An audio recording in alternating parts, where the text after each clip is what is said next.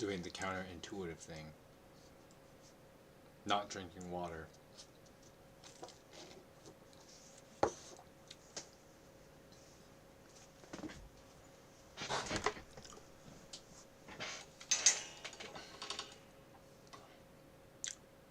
Hello and welcome to the Streaming Parson. I can't talk. The Streaming Parson reads the Canterbury Tales. And today we're gonna read through one tale, and then there's like a whole bunch of banter between the travelers or the pilgrims before playing too much talk about traveler. the pilgrims. Before we get to the monk's tale. We're not going to read the monk's tale today because, I mean, the banter is like 10 pages and that takes like a while to read it. So, the monk's tale is actually kind of pretty long. I mean, if I were to read all of that, it would be like a 4-hour stream, so I don't want to do that. So, that's the plan. Hope you guys are, you got a nice cup of ale or maybe something else. I would not be able to drink an alcoholic beverage and read properly at the same time. But whatever makes you feel good, kick back, relax, and today we're gonna go through the Sea Captain's Tale.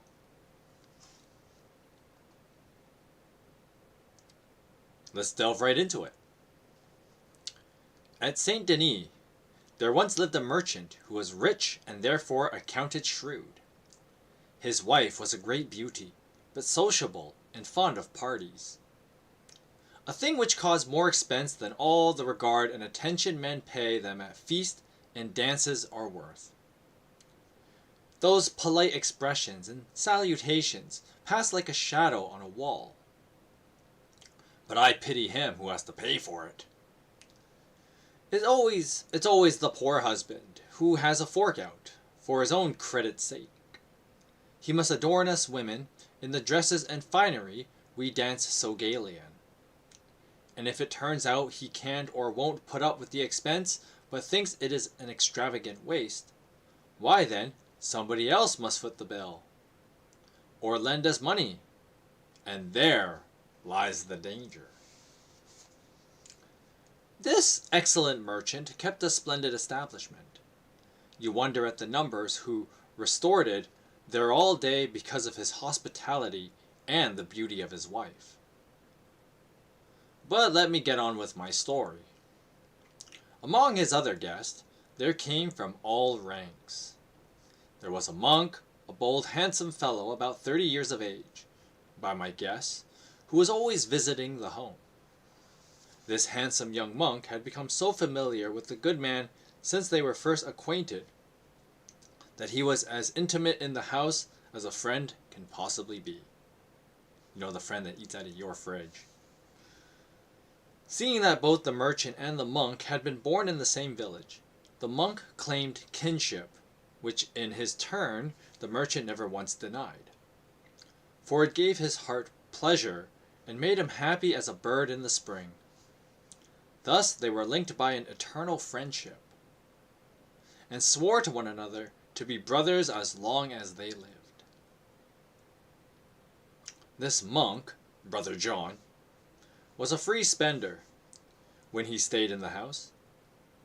He took great care to be generous and make himself pleasant, never forgetting to tip even the meanest page in the place. Whenever he came, he gave his host and each of the servants some suitable gift according to their standing. So they were as glad of his coming as birds are of dawn. But enough of that for the present.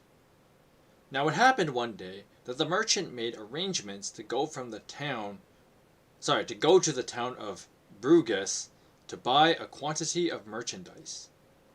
Whereupon he sent a messenger to Brother John in Paris, asking him to come and spend a few days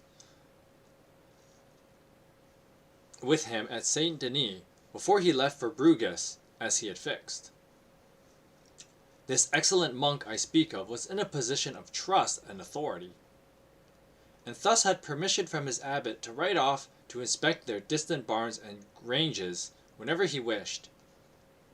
He soon arrived at Saint Denis. Those who were more welcome than my lord Brother John, our dear most brother, an urban cousin. That's a weird phrasing. As usual, he brought with him a cask of Malmsey, and another of sweet Italian wine, besides a present of game. And now I'll leave the merchant and the monk to eat, drink, and enjoy themselves for a day or two. But on the third day, the merchant arose and began to give serious attention to his affairs. Up he went into his counting house, most likely to reckon how things stood with him for that year, and to calculate his expenditures, and work out whether or not he'd made a profit. So the merchant spread out his books and money bags upon the counting board in front of him. And since his treasure was great, he shut fast and continued the counting house door, having given orders that in the meantime no one was to disturb him at his accounts. Thus he remained till it was past 9 in the morning. Brother John had also risen with the dawn and was walking to and fro in the garden, devoutly reciting his office.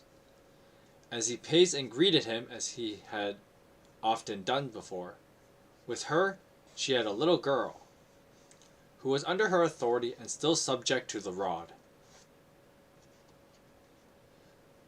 "Dear cousin, Brother John," said she, "why are you up so early? Is anything the matter?" "Niece," he replied, 5 hours sleep a night should be enough. Except for some worn old fellow like one of those married men who lie cowering like a hare, and in its form after being hunted half to death by the hounds. But why so pale, dear niece? I'm pretty sure our good friend has been at work upon you since nightfall. Hadn't you better go and get some rest?" With that he gave a merry laugh and reddened at his own thought. But the pretty wife shook her head. "Ah, yes, God knows everything." "No, cousin, it isn't like that at all. For by the God who gave me my body and soul, there's not a woman in the entire kingdom of France has less pleasure from that sorry sport. Oh, I can sing. Alas, and woe is me, that ever I should be. But I daren't tell a soul how things stand with me. Indeed, I'm so frightened and worried that I'm thinking of leaving the country or making an end of myself." So if you didn't get past that weird euphemism, basically the monk was teasing her about like, "Oh, you're asking why I'm up early. I thought you'd be still sleeping in after, some good old rumpin' time, Ha ha ha!" And then the lady was just like, "No, that's not how it is." Because the merchant is he's the kind of guy, the merchant's the kind of guy that is a workaholic. And so, I guess you could say he puts his work before like relationships and stuff like that. And so that means no sexy time. The monk stared at her. "Alas, niece," said he, "God forbid that any fear or grief should make you do away with yourself. But tell me what the trouble is. Perhaps I can advise or help you in your difficulty. So tell me all your worries, and it won't go any further. See, I swear upon this prayer book that nothing will ever make me betray your confidence as long as I live, for good or ill." "And I say the same to you," she said. "I swear by God and by this prayer book that though I were to be torn to pieces, I'll never breathe a word of anything you tell me, even if I have to go to hell for it. And not because we are cousins, but only because of my love and trust." Having sworn, they kissed and began to speak their minds freely to each other. Hey Gauntlets, welcome to the stream. Hope you have a good day so far and just chill out and enjoy some Canterbury Tales. "Cousin," she said, If I had the time, which I haven't, especially in this place, I'd tell you a story of life and martyrdom. Everything I've suffered from my husband since I became a wife, even though he's your cousin." "Oh no," cried the monk. "By God and Saint Martin, he's no more my cousin than this leaf hanging on the tree. By Saint Denis of France, I shall call him that to have more excuses to see you, for I more certainly love you above all other women. This can't be good. I swear it on my monkhood. Tell me what your trouble is. Be quick in case he comes down. Then you can go." "My dear love," she began. "Oh, my dearest brother John, I'd much rather keep all this to myself, but it must be out. I can't stand any more. As far as I'm concerned, my husband is the worst man that has ever lived since the beginning of the world. As a wife, it ill befits me to tell a soul of our private affairs in bed or elsewhere. God forbid I should say anything of them. I know a wife ought never to say anything in the least discreditable about her husband. But to you alone I'll say this much. So help me God, he's not worth the price of a fly one way or another. But what upsets me most is his stinginess. You know perfectly well that women, I for one, naturally desire 6 things. They want from their husbands. I desire 6 things. Women want their husbands to be brave, intelligent, rich, and generous too, considerate to their wives, and lively in bed. And now, by the Lord that shed his blood for us, by next Sunday, I've got to pay only for dresses. I must wear if I am to do him credit. 100 francs or be ruined. I'd rather I'd never been born than endure a scandal and disgrace. Besides, if my husband ever finds out, I'm as good as finished. So I must beg you to lend me the amount, else I might die. Oh, brother John, I pray you lend me these 100 francs, and if you only do so, what I ask, I swear I'll not disappoint you with my thanks. I'll pay you back on the day, and if there's anything you want, any pleasure, any service, I can do for you. If I don't, may God punish me worse than the traitor Ganelon of France." For those of you who don't know, Ganelon of France was the guy who betrayed Charlemagne, or Charlemagne, as we pronounce it normally in English.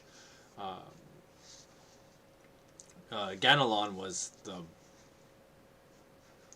guy who betrayed Charlemagne, and kind of like the Judas character, because there's always one of those terrible betrayers.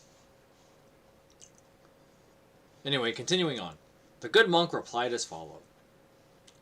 "My dearest, I feel truly sorry for you, and I give you my word of honor that when your husband has gone to Flanders, I'll help you out of this little trouble. I'll bring you 100 francs. Then catching her round the flanks, he squeezed her tight and kissed her again and again. "Be off now," said he, "as quietly as you can, and let's dine as soon as you manage it. For by my pocket dial it is 9 in the morning. Go now, and be as true to me as I to you." "God forbid I should be anything else," she said, setting off as gay as a lark, to tell the cooks to hurry so that they might dine without delay. Then up she went to her husband and boldly knocked upon the counting-house door. "Who's there?" said he. "By St. Peter, it's me," she answered. "When are you going to eat? How long will you be at your sums and calculations and ledgers and stuff? The devil takes accounts. Hasn't God given you enough for heaven's sake? Come on down and let your money bags alone. Aren't you ashamed to leave brother John miserably fasting all morning? Let's hear mass, then go and dine." "Dear wife," said the merchant, "how little you understand the intricacies of business. By God and St. Ive, scarcely 2 out of a dozen merchants ever made a steady profit in the whole of their working lives. We've got to put a good face on things, keep up appearances, live our life as best as we can, and keep our business affairs secret till we're dead. There's nothing else for it except taking a holiday and going on pilgrimage to stay out of the way of creditors. Therefore, it's most necessary that I should keep an eye on this queer world, for in business we're always at the mercy of chance and circumstance. I am going to Flanders at daybreak tomorrow, but I'll be home as soon as I can. And so, dear wife, please be polite and obliging to everyone. Take good care of our goods, and see the house is properly run. For you've everything a good household can possibly want. You've no lack of clothes and stores, and there's plenty of money in your purse. And saying that he will shut the counting-house door and come downstairs without more delay. Mass was quickly said, and the table properly laid, and they hurried in to dinner, where the merchant gave the monk a splendid meal.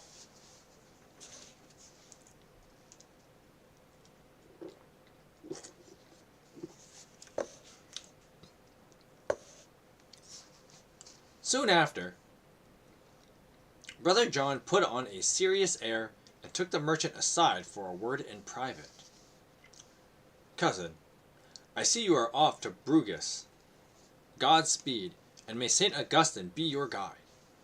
Take care of yourself when riding, cousin, and be temperate in your diet, especially in this heat. There is no need for ceremony between us. So goodbye, cousin, and God keep you from harm. And if there should be anything whatever you'd like to ask of me that lies in my power to perform, it shall be done exactly as you wish." "Before you go, there's one thing I'd like to entreat to you, if I may. Could you lend me 100 francs for a week or two? It's for some cattle I have to buy to stock one for our farms. Lord save us, I wish it were yours. Now be sure I shan't fail to repay it on the day. Even if it were 1,000 francs, I wouldn't keep you waiting a quarter of an hour. Only I must beg of you to keep it secret, for I have still to buy the cattle tonight. And now farewell, my dear cousin. 1,000 francs for your hospitality and kindness." 1,000 thanks. Did I say 1,000 francs? It's easy to get those mixed up. We're talking about francs and thanks here.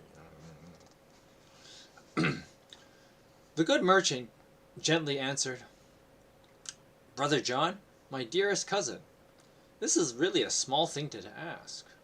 My money is yours whenever you want it, and not only my money, but my goods. Now take what you please. God forbid you should be sparing. But I don't have to tell you there's one thing about us merchants. Money is our plow.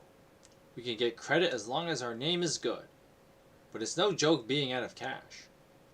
Pay me back when it's convenient. I'm happy to oblige you so far as I'm able." Then he fetched these 100 francs and quietly handed them over to Brother John. Apart from Brother John and the merchant, no one at all knew of the loan. Then for a while they drank, talked, and strolled about at their ease till Brother John rode back to his abbey. Now the next morning, the merchant set out to ride to Flanders. His apprentice proved a good guide, and they arrived in Bruges in fine fettle. Then the merchant went busily about his affairs, buying and borrowing, but he neither diced nor danced. In short, he behaved like a merchant. So I'll leave him. I like how he just introduces this random ass character, some apprentice merchant, says a few sentences and just yeah, okay, that's enough about him. I mean, he'll obviously be relevant later, but it's just kind of funny that stories do that. It's yeah, here's this guy. Just remember he's a thing because he's gonna come back later.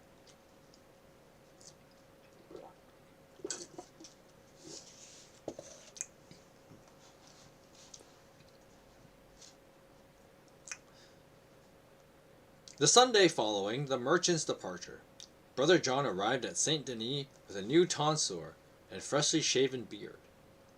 The entire household, down to the smallest serving lad, was delighted that "my lord, brother John, has returned." But to the point. The pretty wife made a bargain with brother John. In short, she agreed to lie all night in his arms in return for the 100 francs. This agreement was duly acted upon. They spent a merry night, busily employed till daybreak. When brother John again set off after bidding farewell to the staff, none of them had the slightest suspicion of the monk, nor had anyone in the town. He rode off home to his abbey or somewhere, and I'll say no more about him for the present. When the fair was over, the merchant returned to Saint Denis, where he feasted and made merry with his wife. But he told her he had paid so high a price for his merchandise, he would have to negotiate a loan, since he was bound by a reconnaissance to pay 20,000 crowns within a very short time. So taking some of the money with him, he set out for Paris to borrow the remainder from amongst his friends. When he arrived in the town, first of all he paid a friendly visit to brother John, because of his great fondness and affection for him. Not to ask or borrow money, but to see how he was and discuss his business deals, as friends do when they are met. Brother John made much more of him and gave him a hearty welcome. On his part, the merchant told him in detail of the good bargains that, God be thanked, he had made buying merchandise, the snag being that he had somehow to raise a loan before he could relax in comfort. Now brother John replied, "I am truly delighted that you've come home safe and sound. Lord save us, if only I were rich and you wouldn't be short of 20,000 crowns. For you so kindly lent me money the other day, I don't know how to thank you enough. By God and St. James, however, I return the money to your good lady and put it on your table at home. She's sure to know about it by certain tokens I can tell her of. And now, if you'll excuse me, I can't stay longer, for our abbot is on the point of leaving town and I must join his party. Give my regards to your good lady, my own sweet niece, and farewell, cousin, till we meet again." The merchant, a shrewd and sensible man, borrowed on credit, then paid the money into the hands of certain Lombard bankers in Paris, who gave him back his bond. Then off he went home, merry as a grig, for he knew that over and above his outlay, he stood to make 1,000 francs on the trip. His wife stood ready at the gate to meet him, as she always used to do, and they spent the night rejoicing, for he was rich and clear of debt. Then in the morning the merchant embraced his wife all over again, kissing her face, and up he went stiff and strong. "Stop," she cried, "you've had enough, for goodness sake." And she turned wantonly to him, till at last the merchant said, "Really? I'm a little annoyed with you, my dear, much as it grieves me. And do you know why?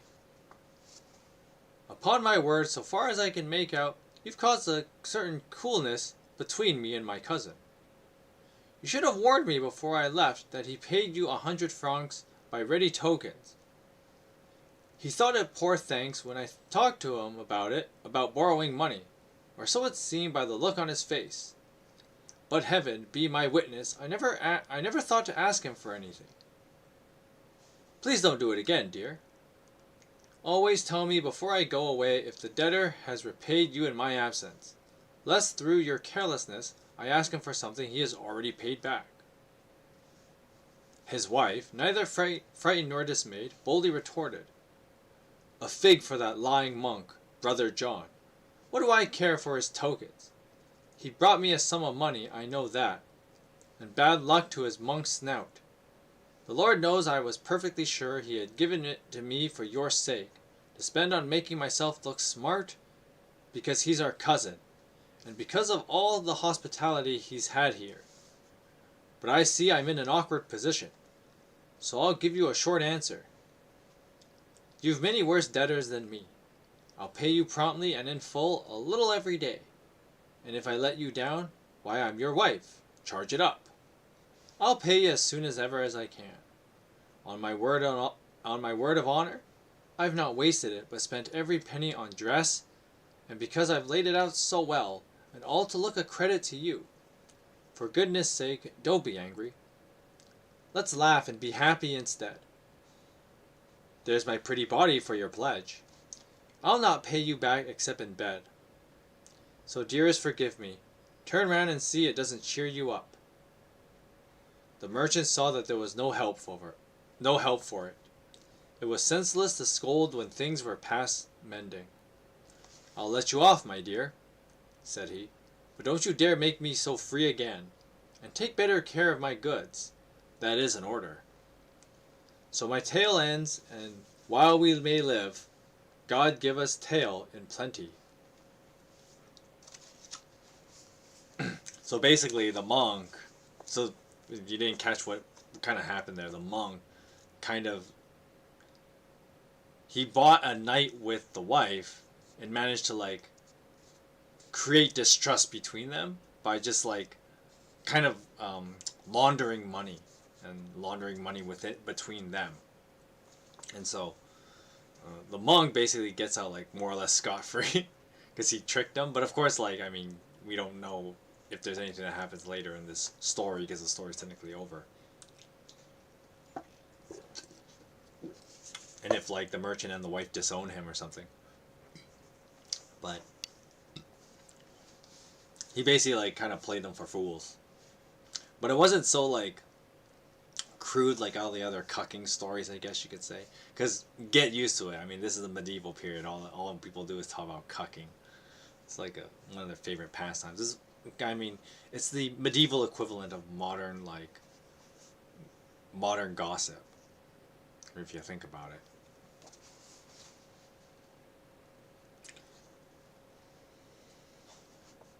Now what the host said to the sea captain and the lady prioress. Corpus Dominius! Well said, exclaimed the host. Long may you sail the coast, good master mariner.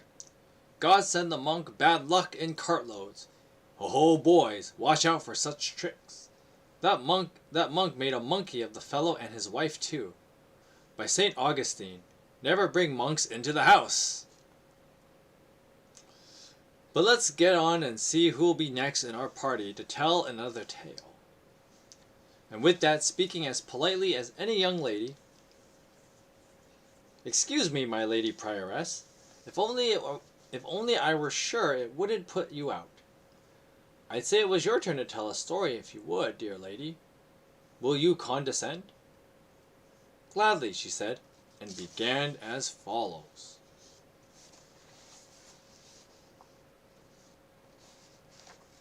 Yeah, the prioress's tale is like super short, so.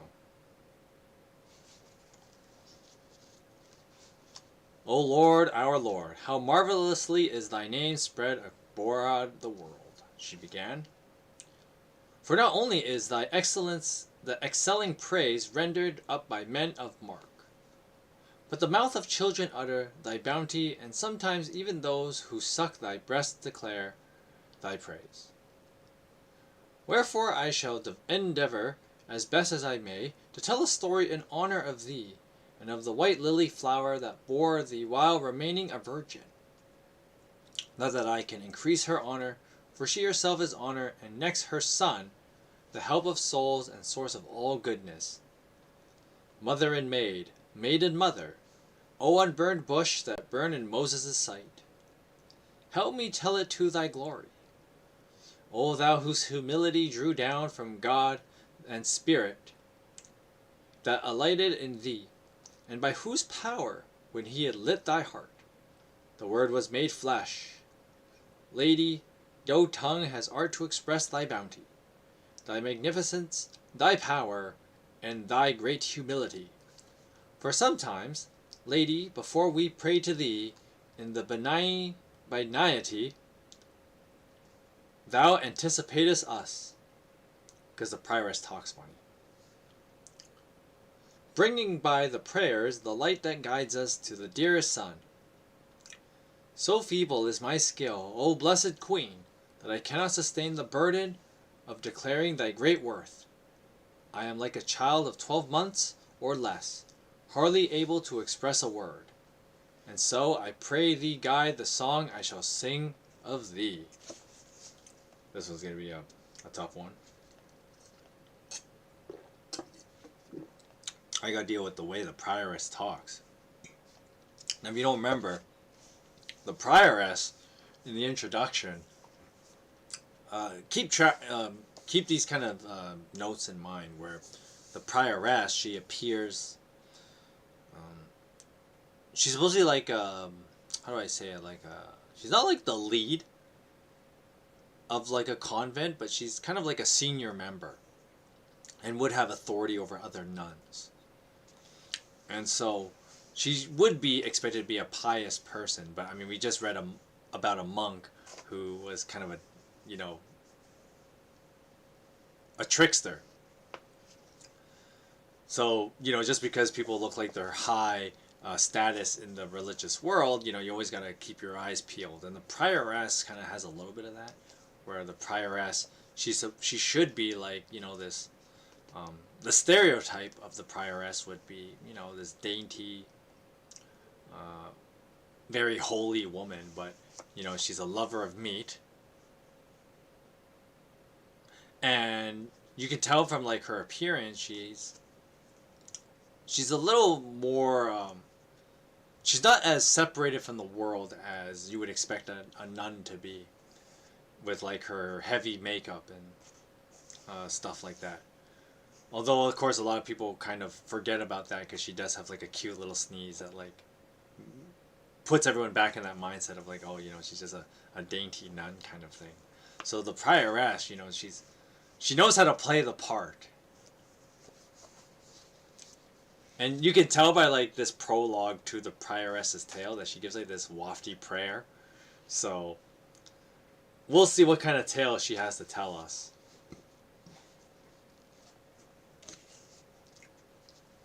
I'm trying to drink my latte before it starts getting cold.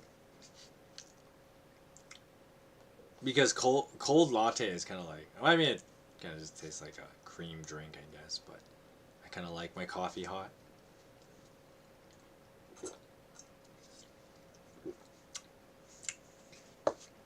Also, I'm moving surprisingly fast today. Partly because I'm not as tired today. I think that's a big one. I mean, last week I was pretty tired. I mean, most Fridays I come home from work. And so, last week was Good Friday, so we had to do all the Good Friday stuff. But today I'm not as tired, so that's good. So that's maybe why we're reading a lot better. Anyway, let's begin the prioress's tale. There was in Asia a great Christian city in which stood a ghetto. It was protected by the ruler of the land because of the filthy lucre gained by the Jews in Syria, abhorred by Christ and those who follow him. And people could go freely through it, since the street was unbarricaded and open at either end. Down by the further side stood a little Christian school, where a great flock of children from Christian families received instruction year by year in the usual kind of things small children are taught in infancy, such as reading and singing. Among these children was a widow's son, a little boy of 7, a chorister, who used to go to school daily. He used also to kneel down and say an Ave Maria. Ave Maria is a prayer to Mary. That's basically what that means. As he had been taught, whenever he saw the image of Christ's mother in the street. For the widow taught her little son always to revere our Blessed Lady thus.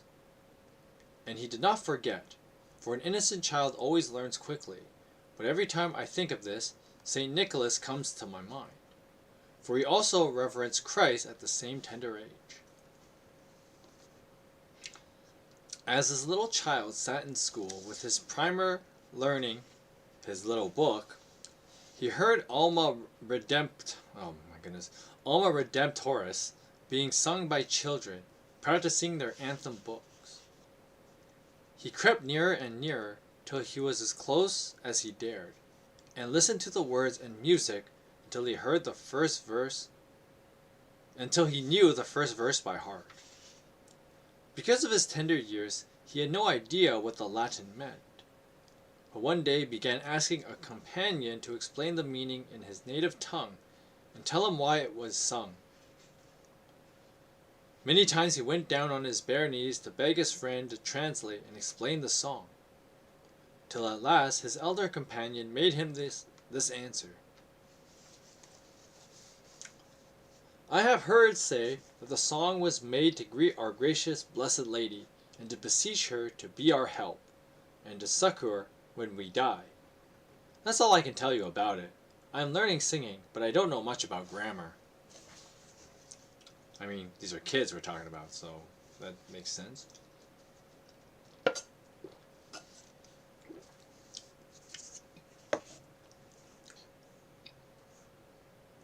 And is this song made in honor of Christ's mother? Said the innocent. Referring to the main character, I guess. Then I shall try my hardest to learn all of it before Christmas, even if I am scolded for not knowing my primer and beaten 3 times an hour. I shall learn it for the honor of Our Lady. And so his friend taught him in secret on their way home each day until he knew it by heart, and could sing it confidently, word for word, in tune and with the music. And twice a day the song passed through his throat, once on the way to school and once on the way home, for his whole heart was set upon the mother of our Lord. As I have said, this child was always merrily singing O Alleluia, O Alma Redemptoris.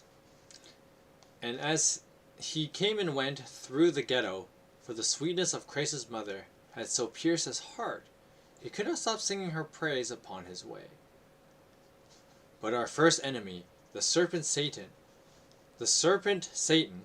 who has built his wasp nest in every Jewish heart, swelled up in wrath and cried, Alas, O people of the Jews! Does it seem right to you that a boy like this should wander where he likes, and show you his content by singing songs which insult your faith? From then on the Jews conspired together to hunt the innocent child out of this world. For this they hired a murderer, a man who had a secret hideout in an alley. As the child passed by, this vile Jew seized him and firm hold of him, cut his throat, and threw him in a pit. Yes, they threw him in a cesspit, where the Jews purged their bowels. Yet what may your malice profit you, O you damnable race of new Herods? Murder will out, that's certain, and especially where the glory of God shall be increased. The blood cries out upon your fiendish crime. O martyr espoused to virginity, cried the prioress, now mayest thou ever follow singing the white celestial Lamb of whom St. John, the great evangelist, wrote in Patmos, saying that those who go before the Lamb singing a new song have never known the bodies of women. All night the widow watched for her little child, but he never came. As soon as it was daylight, she went looking for him in the school and everywhere else, with anxious heart and face pale with dread, till in the end she found out this much: he had last been seen in the ghetto. Her heart bursting with a mother's pity, half out of her mind, she went everywhere she fancied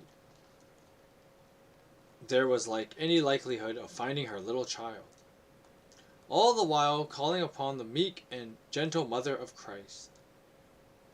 At last she came to seek him among the Jews.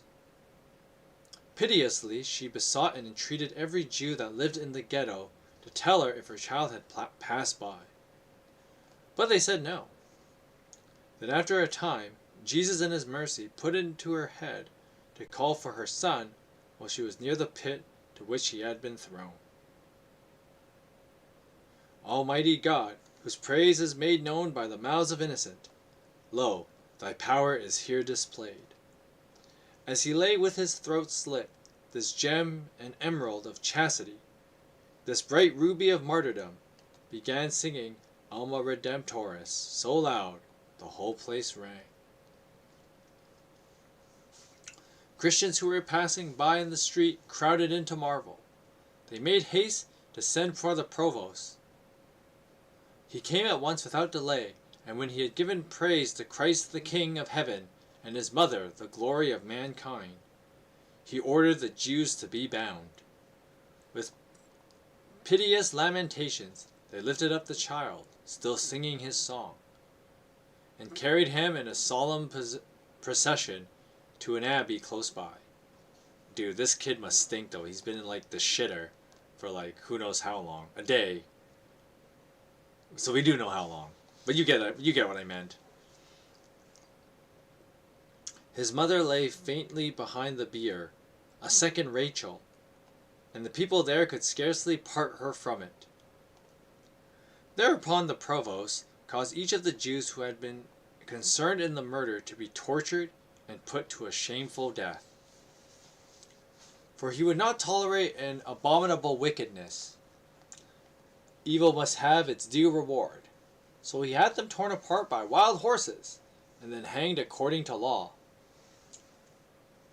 All the while the innocent child lay upon his bier before the high altar as Mass was sung. Then the abbot and his monks hastened to give him burial.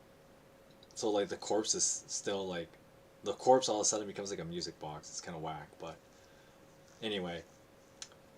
When they sprinkled the holy water and it fell on the child, he still sang O Alma Redemptoris Mater.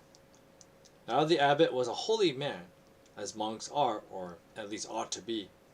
So he began to question the child, saying, My dearest child, I conjure you by the Holy Trinity to tell me how it is that you can sing when seemingly your throat is cut in two. My throat is cut by the neck bone, answered the child. So the child is alive now. And by all the laws of nature I should have died long ago, were it not that Christ Jesus had willed, as you may read in the Holy Writ, that his glory shall be remembered and endured. And so for the honor of his dear mother, I am able to sing O Alma loud and clear. So far as in me lay, I have always loved that well of mercy. Christ's sweet mother, and when I had to render my life up, she came to me, and bade me to sing this anthem even in death, just as you have heard. And when I sang, it seemed to me she had laid a pearl upon my tongue. Therefore I sing, and I must always sing, in honor of that blessed gracious maid, until the pearl is taken away. For she said to me, My little child, I will come to fetch you when the pearl is taken from your tongue. Do not be afraid, for I shall not forsake you. Then this holy man, that is to say the abbot, pulled out his tongue and removed the pearl.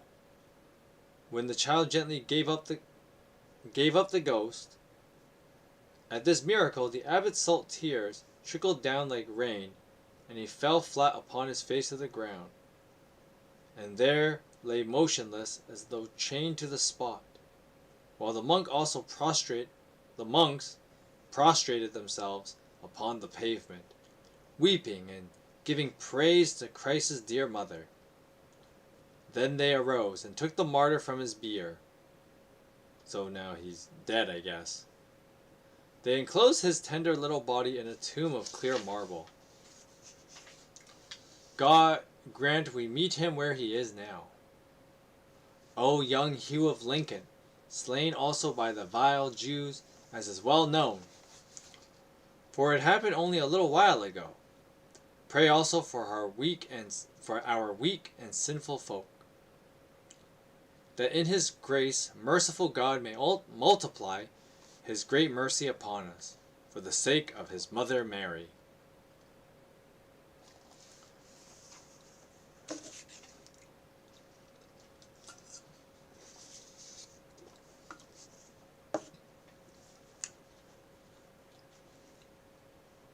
the TLDR of this story is basically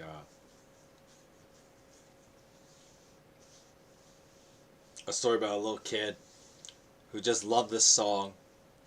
He's like killed, but then like he's magically given a second life just so he could keep singing the song when his mother went looking for him. And then of course at the end of the story the kid just dies for real. And then that's it. Kind of a weird story, but whatever. When the story of this miracle had been told, everyone felt strangely silent. Till at last our host again began to crack his jokes. For the first time his eyes fell upon me. "What kind of man are you? For I see you staring upon the ground all the time, as if you were looking for a sixpence. Come over here, look up and smile. Make way, sirs, and give this man room. He's as well made around the waist as I am. What a poppet for a pretty girl to coddle in her arms. His face looked elfish, for he speaks to nobody. Now tell us something, since the others have. Tell us some cheerful tale, and look sharp." "Host," I replied, "don't be put out, but the fact is I don't know any other tale but a ballad I learned a long time ago." "That's all right," said he. "Now we'll hear something choice, to judge from his looks."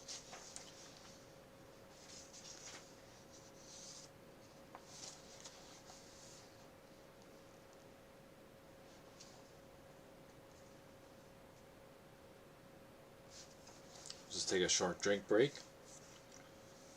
We're moving pretty fast here, so I'm surprised I might read the Monk's Tale. Might just edit the description here, because I think I could change it actually.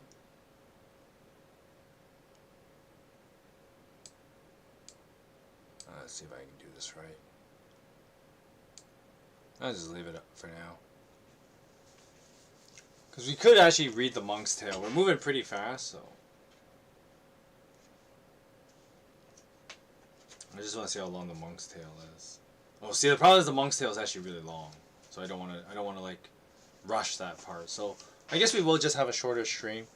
We'll just finish the banter between the characters, and then we'll call it a day. That means the stream will only be like an hour and a half, because I'm actually moving. I moved through the Sea Captain story pretty fast, because I thought that one would take me a bit longer.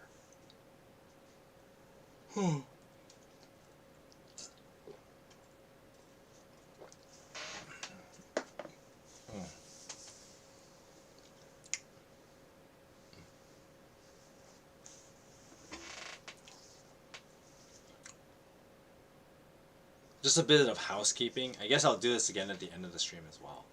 But next week... Well, I guess the Monday, Wednesday streams are like kind of... They're going to be the same. It's the next Friday stream I'm not sure about. Because I might be busy next Friday, so we'll see. I might just like... If I have to be out, then I'll just pre-record a reading stream, and then I'll like premiere it as if it were like a live stream at like the usual 3 o'clock or whatever. And I'll just kind of have like the reading video just kind of act like a stream, if you will.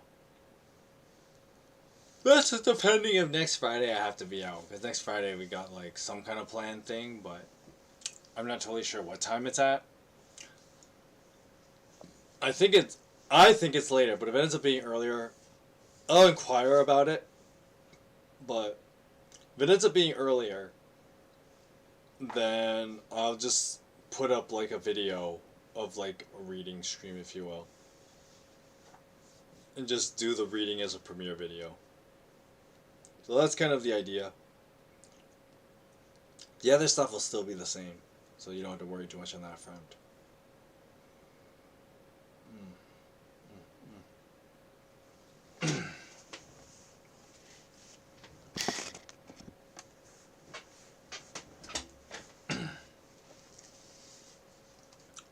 Alright, next we have a little poem. And then we have one, like, I don't even know if you can call this a tale. It's like, it's supposed to be like, how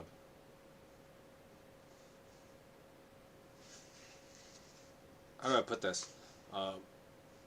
Right now, we're at the point where Chaucer, the narrator himself, is telling, he does some poetry, I guess, instead of actually telling a story. And what's interesting about that is, I guess it changes up a little bit of the pacing, and it also kind of like reminds you that like Chaucer is the one compiling all these stories into the Canterbury Tales. That within the story, Chaucer kind of he deviates from, I guess, the pattern that's kind of set up and kind of just does whatever he wants.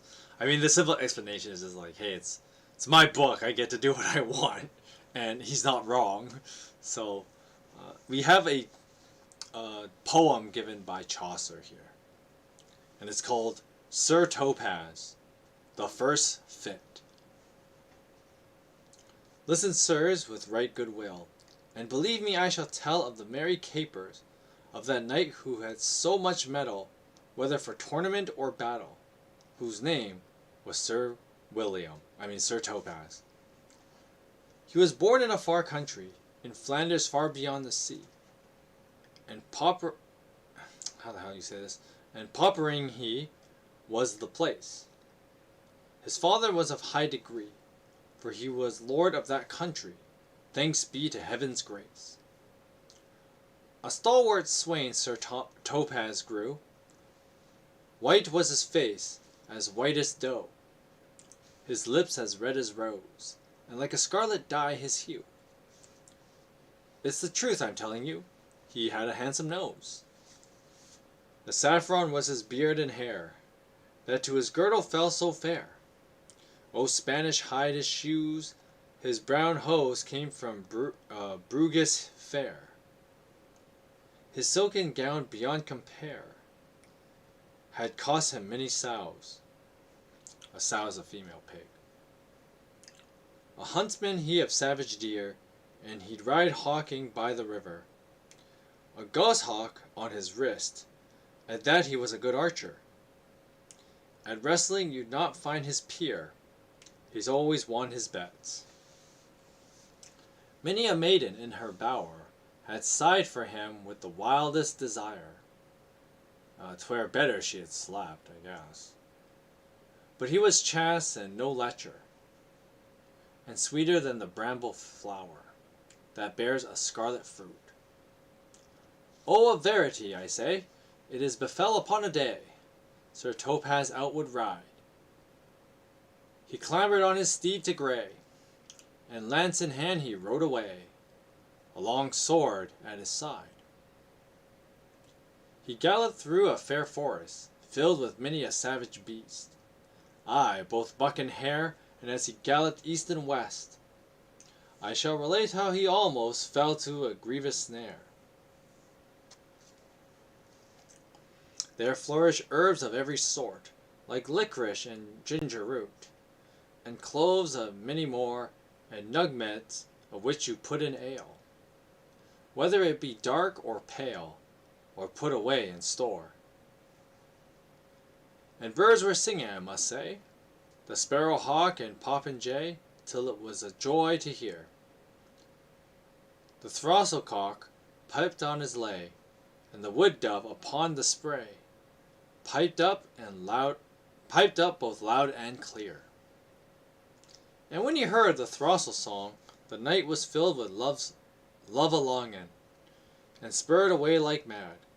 His good steed kept on galloping, wet as a rag, so much 'twas sweated, with sides all drenched in blood. Then Sir Topaz so weary was from galloping over the tender grass, so fiery was his courage, that he alighted there and then, to give his horse a breather, when he also gave it forage. O Saint Mary, heaven bless me, why must this love so distress me? and bind me with its ropes. All last night I dreamed, dear me, an elf queen should be my sweetheart be, and sleep beneath my cloak. I'll only love a fairy queen. No woman I have ever seen is fit to be my mate. In town, all other women I forsake. I'll follow in the elf queen's track, over dale and down. Then he climbed into his saddle, galloped over stile and puddle.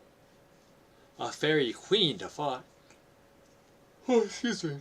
He rode so long at gallop and trot, till at last he found in a secret spot the country of fairyland, oh so wild. For in that country there was none that dared to show his face to him, neither wife nor child. Until there came a burly giant. His name it was Sir Elephant. Behold, Elephant! A dangerous man indeed. He said, Sir Knight, be fee fo fum. I live round here, so gallop home, or I shall slay your steed with mace. For it is here the fairy queen, with harp and flute and tambourine, has made her dwelling place. The knight said, Sir, believe you me, tomorrow I shall meet with thee. And when I've my armor on, and on my word, if I've the chance, you'll pay for it with this stout lance, and sing another song. Your gob shall be run through from dark to chine, before it's fully 9:30, and here I'll do the job. Sir Topaz beat a quick retreat. This giant pelted him thereat with stones from a terrible sling. It's ironic. But he escaped, did child Topaz, and it was all through heaven's grace and his own noble bearing. Yet listen, masters, to my tale, merrier than that of the nightingale, and I shall make it known how Sir Topaz of the slender shanks, galloping over brazen banks, is come again to town. His merry men commanded he to make mirth and revelry, for he had got to fight a monstrous giant whose head was 3, all of the love and levity of one that shone so bright. Right, because I don't know why I said levity. Levity would rhyme with 3. Call hither, my minstrels all, he said, and bid them tell some tale, that while I gird my armor on, some romance that is really royal, of bishop, pope, and cardinal. Close enough. And also a lover lorn. First they brought him delicate wine, mead and boughs of maple and pine, all sorts of royal spice, and gingerbread as fine, and licorice and sweet cumin, and sugar that is so nice.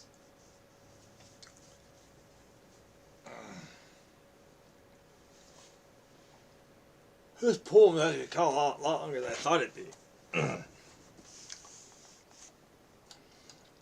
He put on next his ivory skin. Breeches of the purest linen, he also donned a shirt. And next his shirt he did not fail to have wadding and a coat of mail, for to protect his heart. And over that a fine hauberk. It was a most expensive work, made of the stoutest steel, and over that his coat armor, wither than the lily flower in which to take the field. Field and steel don't rhyme, by the way. Nice try there, Chaucer. His shield was of the gold so red, emblazoned with a great boar's head, and a carbuncle beside. And then he swore by beer and bread that giant shortly would be dead. Betide what may be, his greaves were of tough leather. He sheathed his sword in ivory, and wore a helm of brass. A whalebone saddle he sat on, and like the sun his bridle shone, or like the moon and stars. Okay, I guess Chaucer kind of just gave up. Nothing here rhymes. His spear was on the best cypress. 'Twas meant for war and not for peace, so sharp its tip was ground. His charger was a dapple grey. It went in amble all the way, and gently paced around the land. Well, gentlemen, that's the first fit. If you want any more of it, I'll see what comes to hand. See, now he's back to the rhyming. The second fit. Now hush your mouth for charity, every gentle knight and fair lady, and listen to my tale of battle and of chivalry, the courtship and of courtesy, that I'm about to tell.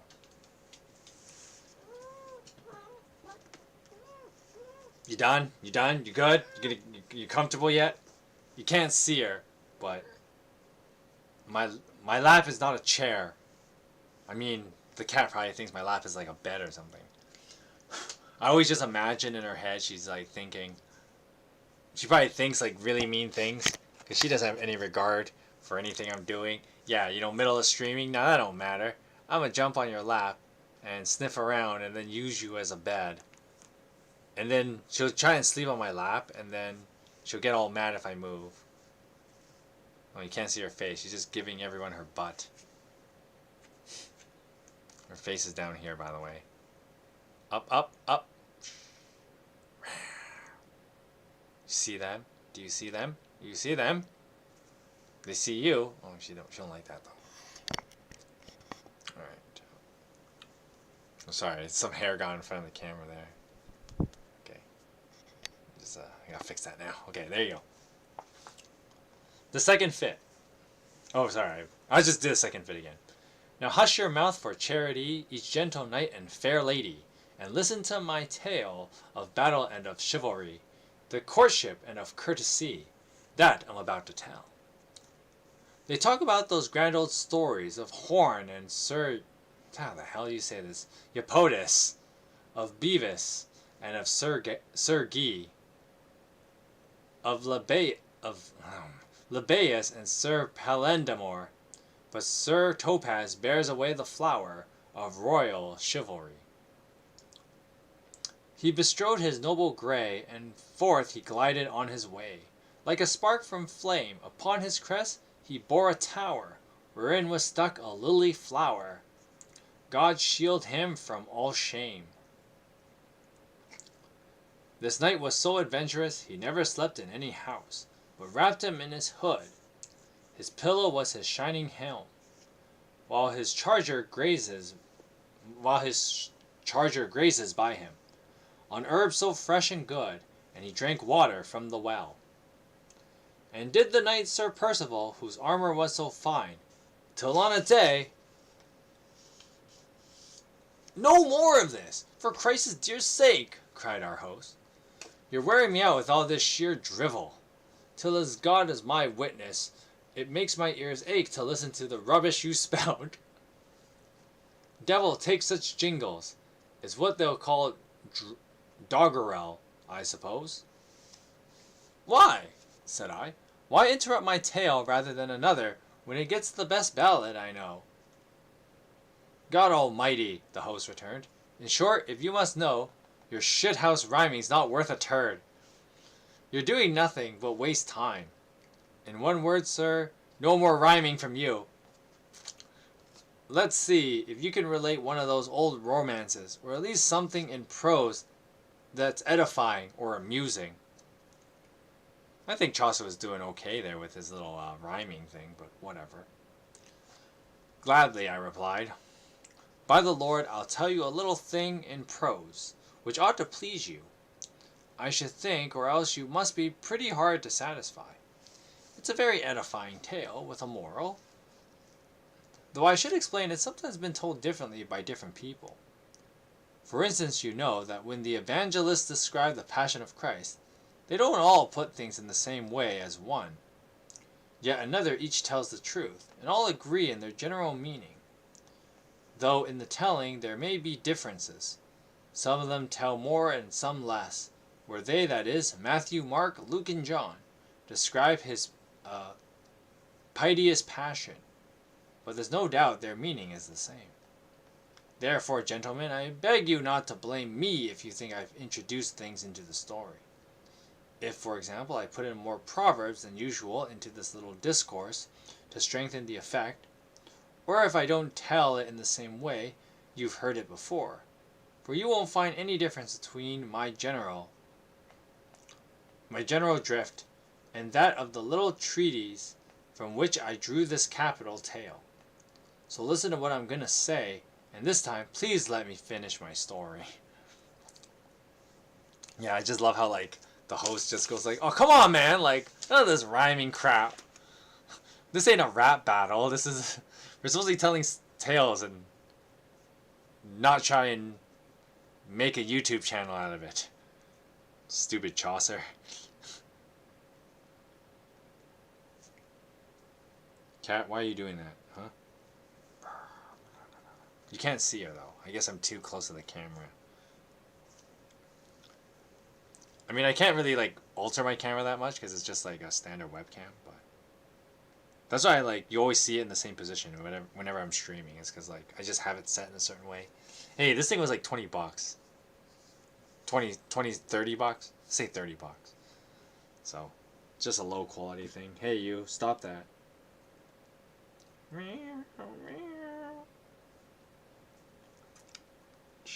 Okay. You should look up at everybody. Say hi. Don't be shy. This old lady. She don't like that. She's like, I hate. She like Cat's probably thinking like, I hate you. Hey, you stop wiping me your wet nose. It's distracting. Well, we're almost done for today, so we just read this last bit and then we'll be done for the day.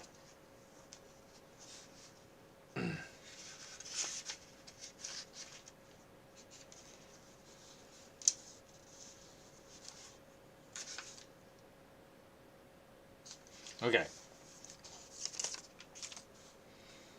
The little thing in prose, which Chaucer related to the pilgrims after the host had put a stop to Sir Topaz.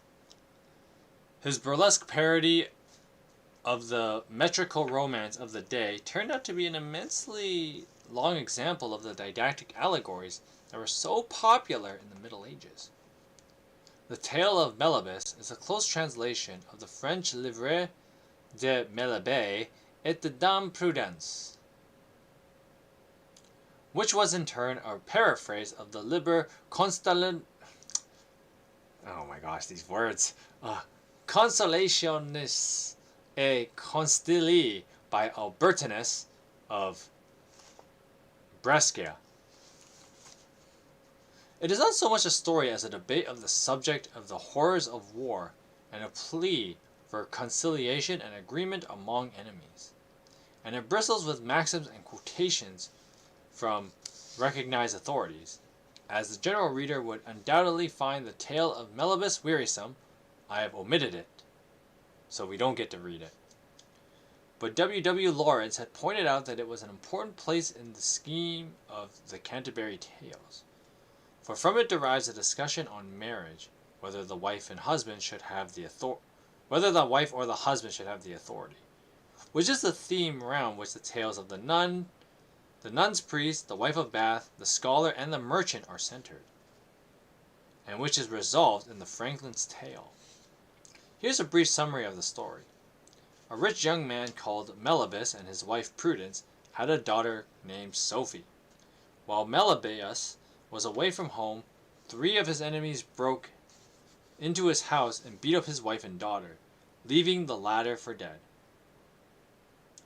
On his return, his wife advised him to have patience and consult what he should do with his friends and relatives. Melibœus did so, and some advised vengeance, but others recommended caution. Prudence herself enjoined him not to be overly hasty, but Melibœus said he would not be guided by her because of the danger of following female advice, and because if he followed her counsel, it would seem he had yielded his authority to her. Whereupon Prudence defended the excellence of women's advice, quoting numberless authorities in support, till Meliadus gave in and agreed to do as she counseled. After this she gave him a good deal more advice, and finally sent for his enemies, and persuaded them to give Meliadus satisfaction if he wished. But in the end, Meliadus forgave them completely. So we don't get the full story. And I guess because, like, I guess Chaucer would admit it because he doesn't want to, like, put his own tale that he has to tell. Because it makes sense he would have to have his turn at some point. But I guess we get it kind of before the halfway point. That we just get the Chaucer's tale. But that's kind of, I mean, not in the writer's interest to actually record that. So that looks like it's gonna be it for today. It's a short stream because I don't want to rush the Monk's Tale, because the Monk's Tale is actually pretty long. His tale is almost as long as all the stuff we just read today. So I don't want to spend I don't want to do like an hour and a half of just him as like a second half to this stream. And I don't mind taking the Canterbury Tales like slowly. You know, we're gonna just slowly go through this book. And it'll kind of be our reading project for the year. I plan not to do that many reading streams actually this year. Just want to take it slow. Of course, I guess I should like talk about this now. But I mean, I may do more reading streams not reading streams exactly in the future, but I do plan on going back to. At least try to anyway, get back into the mission work and go be a pastor. And as I've said in the past, you know, when I get into church ministry and become a pastor, like I'm trained to be, then the Streaming Parson channel would probably like fade away and die off. I mean, there's some parts I still like doing, like I just like playing games and doing game streams. So we'll see how much of that I keep doing. That might be the only thing I might keep up after I start doing missions work again. So that's kind of the plan. And that's why I do want to tone down the amount of reading streams, like how long the streams are. I know game streams are a little bit difficult because game streams require, especially when I'm playing like JRPGs, they require a lot more time. And so we'll see what we do after Octopath Traveler as well. I just wanted to kind of talk about that for a little bit. And so just some thoughts that I had to give to you. Of course, you know, this assumes I even find a full-time church position, because that's not easy, right? Because I haven't done it in a while. And so to some extent I may be out of practice, but one objective of doing like the Streaming Parson was just to keep practicing public speaking. And so I don't want to be like, I'm not like totally out of practice, right? Because, you know, you guys have been, I guess you could say like guinea pigs in that regard, and just a place for me to keep doing what I normally would be doing. And so that's just some thoughts. But even if that doesn't end up panning out, I still want to, because I've read like so many Bible books, I may go back. I may go back and do like the prophets eventually. We'll see if I like wait till after summer, and we may do like basically I assume I'm gonna finish reading the Canterbury Tales like just before summer starts, because what is it, April right now? We'll go through May and June, and then by the time we finish, by the end of June it'll be July, and so that technically starts the summer. I may take a break in like July, and then August we'll go back to Bible reading streams. And then I'll probably actually start in a weird place. We might start with like the prophets or something. That's really the only major section of the Bible I haven't covered on this channel. I mean, we could always go do more of Paul's letters. That's always an easy option. But after doing Romans, you kind of like, once you do Romans, you kind of don't really need to do the other ones as much, because Romans kind of like, is the in general one, and then when you get to the other ones, you kind of talk about like very specific things. But then like the Book of Romans also kind of covers them already, so there's no real need. I mean, I could still end up doing more of Paul's letters, but I think if I'm still doing the Streaming Parson stuff, and we're gonna do more reading streams, like see that's a thing too. That's why I don't feel the need to like really just pump out like 3-hour streams with the reading streams, because I want the Canterbury Tales to take us a while to read through, and so. Like, even at this pace we're going at, I'm going to be done by the time we're, like, in June. So, we're not, like... Because, once again, the Canterbury Tales isn't like, that long. It's only, like, 250 pages. We're already at, like, halfway through... We're almost halfway through the book already. And we're only, like, what? This is, what, stream 6? So, probably, like, let's say, like, 8 more streams at most is how long it's going to take us to read the Canterbury Tales. Okay, maybe not at most, but, like, let's say 8 streams. 8 to 10 streams. So, like, 8 to 10 streams, that's like, okay, going into like July. So, we'll be done the Canterbury Tales by then, if not sooner. So I don't mind going slower. That's basically what I'm getting at. But with that said, this is going to be the end of the stream. Just a little bit of housekeeping. So next week, we have our usual streams. I'll be back again on Monday at 2 o'clock Pacific time for Octopath Traveler 2. I've kind of come up with the idea that I probably won't do the cross journeys yet until after I finish all the chapter 4s. I'm going to finish all the chapter 4s. So that means we'll start with like Throne chapter 4. Well, we're going to read through all the Cassie travel banter, because I discovered on Wednesday I could actually read all the travel banter even if I haven't found them organically.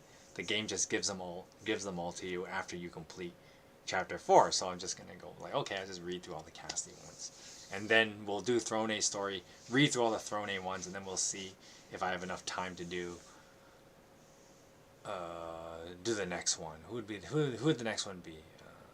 Oswald? Oh, see, he's like that.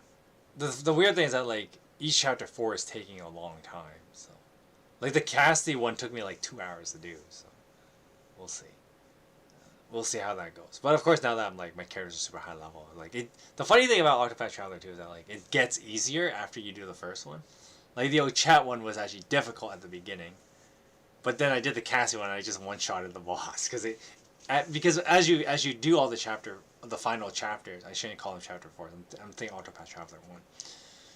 As you do all the final chapters, your characters have scaled. Like my Hikari is already like high, like mid-50s in his level, and will only keep going up until we actually beat Mugen, and then at that point you can switch all your characters at any time. But like Hikari will just keep scaling up.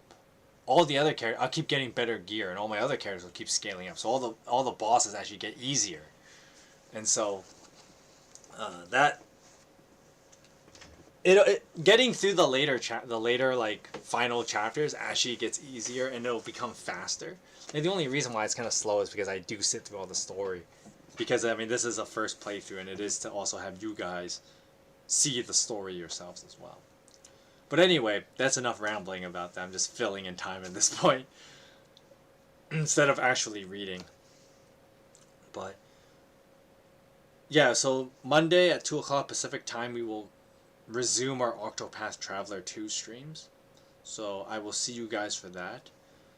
And then of course we have Wednesday, we'll have Octopath Traveler. Next Thursday we have our Throwback Thursday video. And then next Friday, based on timing, I might either make a video and then premiere it, or I may actually just live stream it like I am now. And so, with that said, this is going to be the end of the video. I hope you guys enjoyed the Canterbury Tales. We'll be back on Monday with Octopath Traveler 2 at 2 Pacific time. Until then, I hope you guys have a great Friday night. I hope you guys have a great weekend. And God bless you.